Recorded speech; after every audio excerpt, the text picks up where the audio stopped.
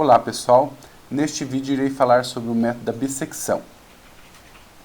Este é um método utilizado para encontrar raízes de funções quaisquer. Para isso, consideremos uma função f de x contínua no intervalo AB e consideremos também que a f de A possui sinal diferente da f de B, ou seja, que o produto desses dois resultados é menor do que zero. Supomos também, por simplicidade, que a função entre A e B tem uma única raiz. Então, o objetivo deste método consiste em reduzir repetidamente esse subintervalo, de forma que eu consiga manter sempre a raiz dentro do novo subintervalo, até que esse subintervalo seja menor que o ε, ou seja, o meu novo b menos o a seja menor do que o ε. Então, consideremos o gráfico abaixo. Se eu avaliasse a função em x igual a a, observaria que o resultado dá negativo. A função em x igual a b, o resultado seria positivo. A ideia do método da bissecção é dividir esse intervalo ao meio, ou seja, eu vou encontrar um ponto médio entre a e b e vou avaliar a função nesse valor do ponto médio. Neste caso, o resultado da função seria positivo. A partir daí, concluímos que a raiz se encontra entre a e esse novo valor que eu vou chamar de meu novo b. Nesse novo subintervalo, a e novo b, eu vou repetir esse processo. Vou repetindo várias vezes esse mesmo processo até refinar ao nível que eu quiser o meu subintervalo. Pegamos como exemplo a função f de x igual a x vezes log de x menos 1. E utilizamos o método da bissecção com precisão ε menor do que 0,1. Ou seja, o b menos a tem que ser menor do que 0,1, que é o tamanho máximo do subintervalo que eu aceito.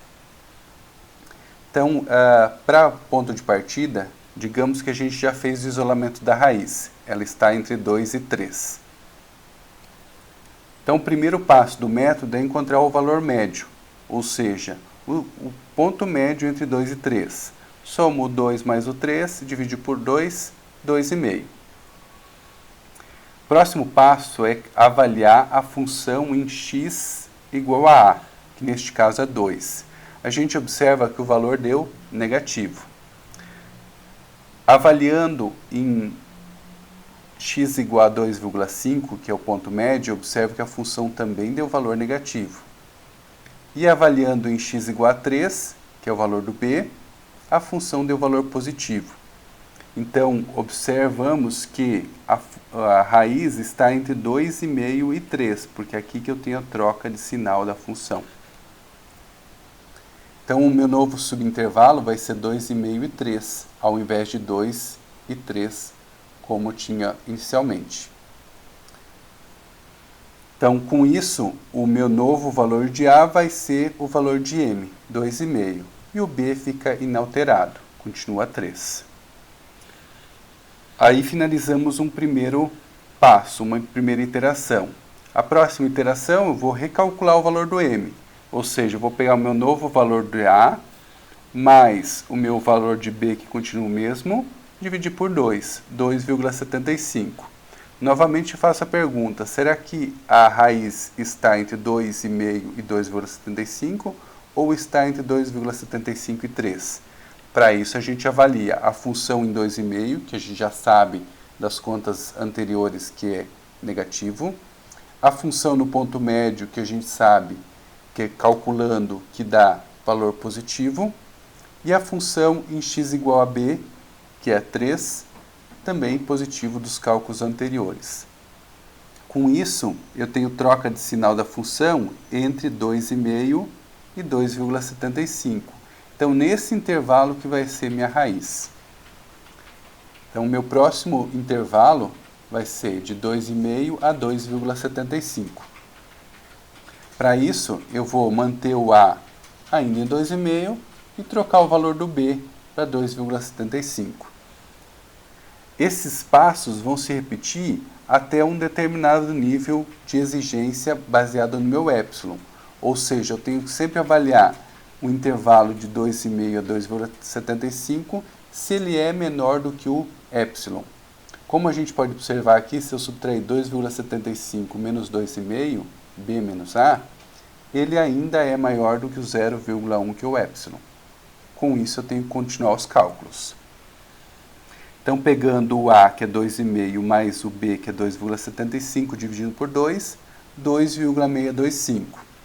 Avaliando a função em x igual a que é 2,5, a gente já sabe que é menor do que zero. Avaliando a função em m, que é 2,625, a gente observa que é positivo o resultado. E avaliando em 2,75, que é o b, também é positivo. Então, como tem troca de sinal da função entre o valor de a e o valor de m, é nesse subintervalo que se mantém a raiz. Então, o meu próximo subintervalo vai ser de 2,5 a 2,625. Ou seja, o a permanece em 2,5, o b agora passa a ser 2,625. Como que 2,625 menos 2,5 ainda é maior do que 0,1, tenho que continuar fazendo iterações. Na próxima iteração, o valor de a, que é 2,5, mais o valor de b, que é 2,625, dividido por 2, 2,5625. Com isso, eu tenho que f de a menor do que zero, das contas anteriores, f de 2,625 é maior do que zero, que dá 0,0472, e f de b, que é 3, maior do que zero. Como existe troca de sinal da função, ou seja, em 2,5 a função é negativa, em 2,5625 a função é positiva, é nesse subintervalo de 2,5 a 2,625 que eu vou continuar procurando a minha raiz. Porém, nesse ponto, a gente observa que a distância entre o a e o b é menor do que o epsilon, que é 0,1. Ou seja, se eu subtrair 2,5625 menos 2,5, que é o a, eu vou ter um valor menor do que 0,1. Ou seja, eu posso parar o meu processo iterativo. Mas aqui eu já sei que o a permaneceria igual e o b mudaria de valor, para o valor do m, 2,5625. Como eu posso parar o meu processo iterativo, eu vou assumir que o meu x aproximado, ou seja, a raiz aproximada do meu problema, é o a mais o b dividido por 2, ou seja, 2,53125. Essa é a solução do nosso problema, essa é a raiz aproximada dessa função. De forma resumida, eu posso escrever o meu fluxograma desse método desta forma, ou seja, o a, o b e o epsilon são dados de entrada. Para cada iteração, eu avalio se o b menos a é maior ou não do que o epsilon. Enquanto ele for maior do que o epsilon, eu vou calcular um valor novo de m, fazendo a mais o b dividido por 2. Se a função em a vezes a função no ponto médio for maior que zero, eu vou trocar o valor do a. Se a função em a vezes a função em m for menor do que zero, eu vou trocar o valor do b. Fazendo essa troca, eu refaço as minhas avaliações e os meus cálculos, quantas vezes necessário até atingir o critério de parada, que é b menos a maior do que epsilon. Quando satisfazer esse critério de parada, eu vou calcular o x como a mais b dividido por 2 e apresentar ele como resultado. Este é o método da bissecção.